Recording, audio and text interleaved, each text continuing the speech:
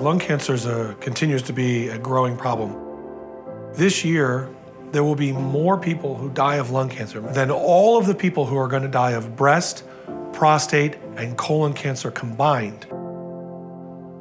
Most of that reflects the fact that the average patient of lung cancer is found late stage. One of the challenges to early detection and one of the challenges to finding nodules is now what?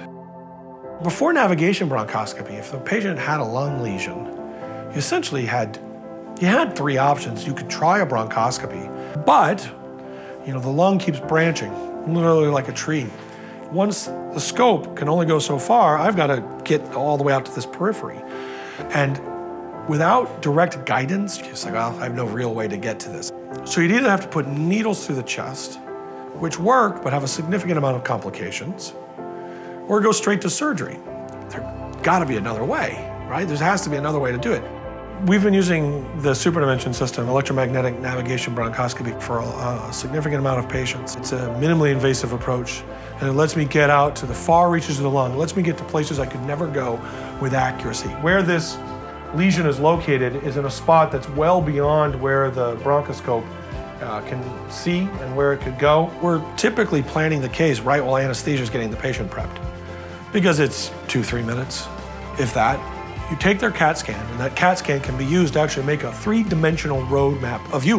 That I can essentially build out your airways and know exactly where to go to get to your lesion. All right, let's have the SuperDimension catheter.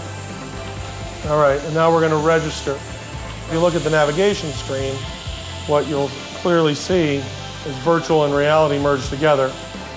It's almost identical to the GPS in your car, and it's helping to guide me left, right, up, down, etc.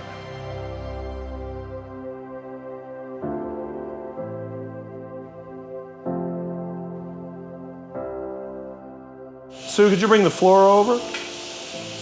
Fluoroscopy says we're on top of the tumor.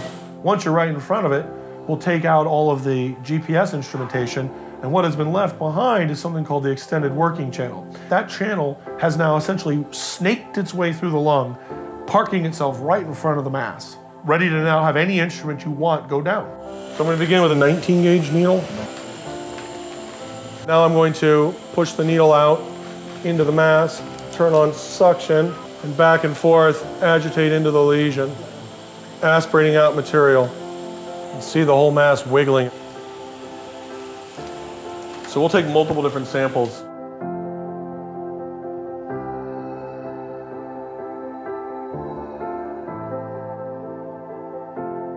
All of my instruments can slide right through their catheter. I can core things out, I can needle them, I can biopsy them, all because we can get out to the periphery. We got chunks on the end of that one. We'll also sample his lymph nodes. And we'll actually look at the lymph nodes and stage this gentleman. Got a slide for you. So now, because of a digital microscope and on-site pathology, our pathologists are able to make preps right away. With the microscope up, we're able to look at it with them and help to get a sense of quality and whether we're making a diagnosis. Mitotic figures.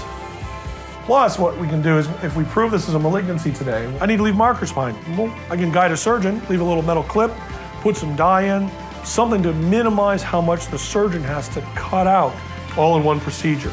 And then wake the patient up and send them home an hour later. No cutting. At worst, they have a sore throat. I mean, it's night and day compared to what the other choices were. Electromagnetic navigation bronchoscopy shows up, and suddenly the entire periphery of the lung becomes available to you. Even a minor shift in finding people at stage 1, stage 2, is going to dramatically change the entire structure of lung cancer.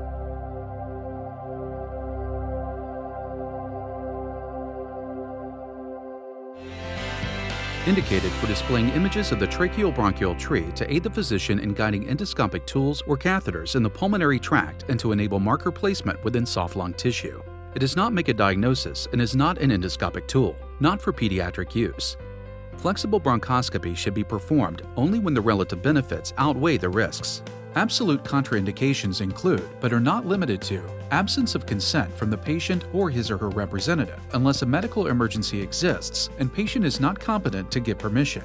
absence of an experienced bronchoscopist to perform or closely and directly supervise the procedure, lack of adequate facilities and personnel to care for such emergencies as cardiopulmonary arrest, pneumothorax, or bleeding, inability to adequately oxygenate the patient during the procedure, pediatric patients. The safety of use of the SuperDimension iLogic in patients with electrically or magnetically activated implanted medical devices has not been evaluated. The SuperDimension iLogic system may only be used by a qualified bronchoscopist, referred to in the manual as the physician, who has read the operating instructions of the user manual and has successfully completed the required training course on how to use the system. Read and understand the entire manual before using the system.